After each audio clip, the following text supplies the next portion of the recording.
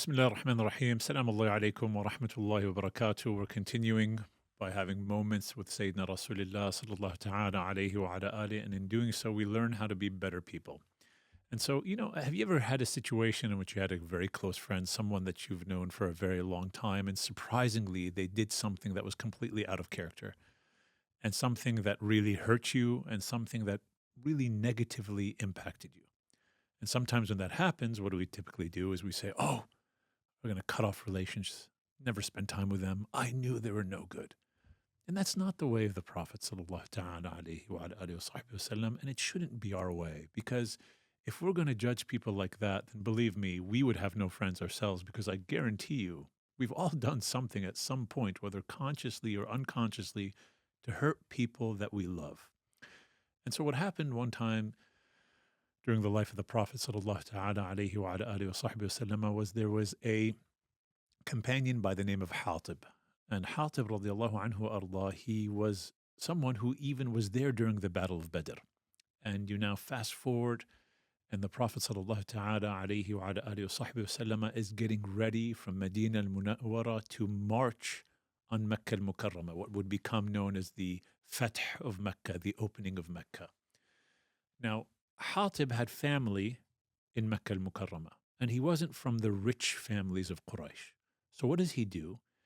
He writes a letter that he has sent with a woman, sneaking with her, to send to the leaders of Quraysh, letting them know that the Prophet sallallahu ta'ala alayhi wa alihi wa sallam and the army is coming to march on Mecca, hoping that when they read this, they won't harm his family.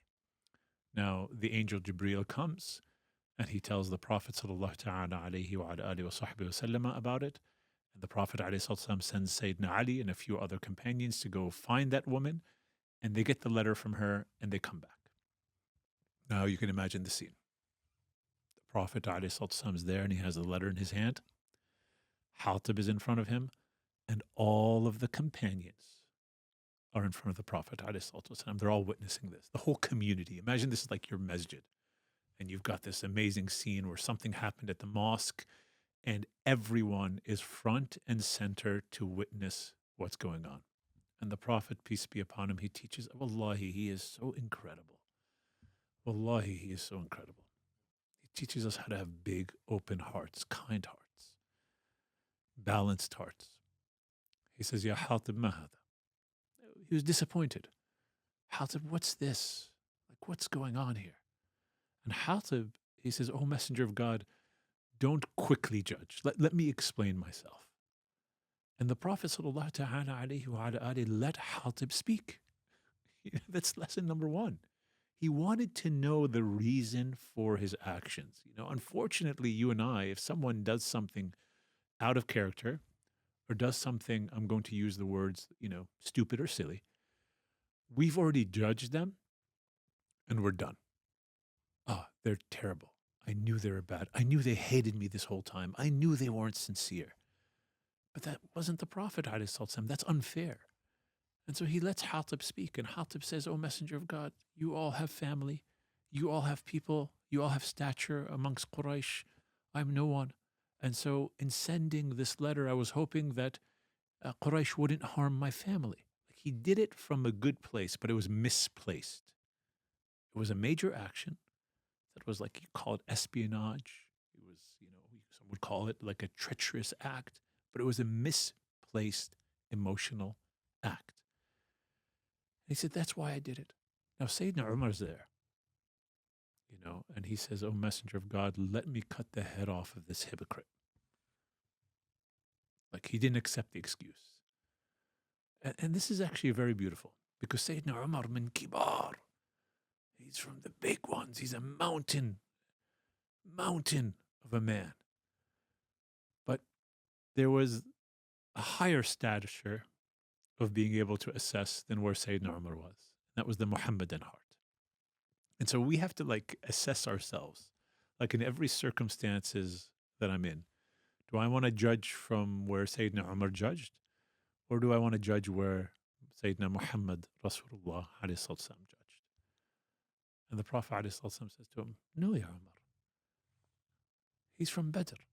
And how do you know that Allah subhanahu wa ta'ala hasn't forgiven the people of Badr and said to them, go do whatever you want, you're forgiven?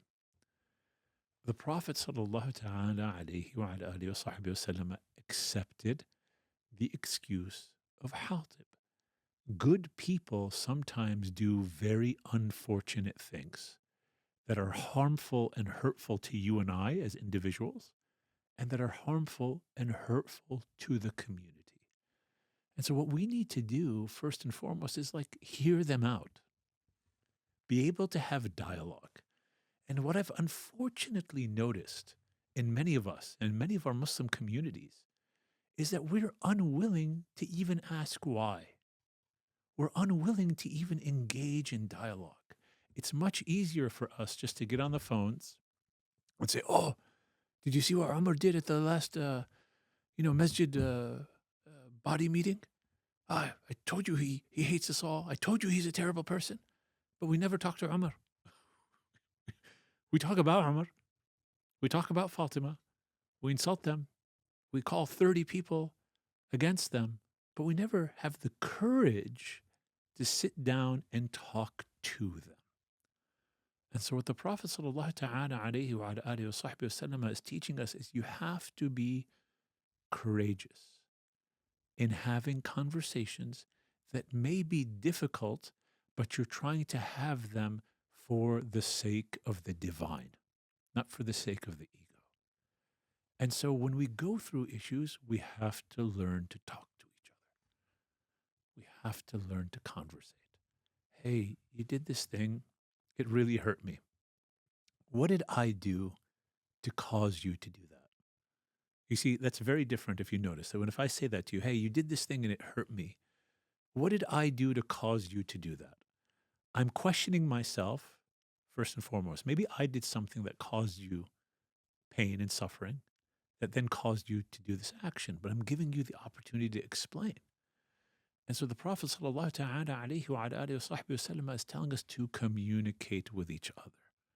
And we need to communicate with each other. Number two, he teaches us a very important principle.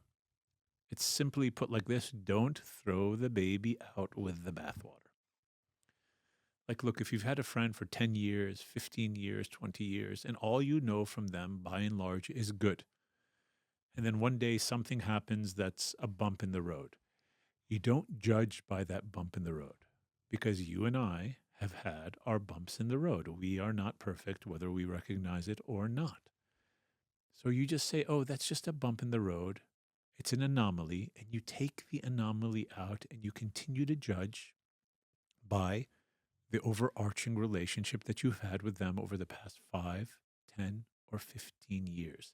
This is a suhba as-salihah. That's righteous companionship. And so the Prophet ﷺ here in this case, he teaches us such important principles as to how to deal with each other in communities, in families, where I guarantee you stuff is going to arise and problems are going to come up. So I pray that we take this lesson from the Messenger of God sallallahu ta'ala alayhi wa ala alihi wa sahbihi wasallam and have more positive relationships and having the courage to communicate with each other.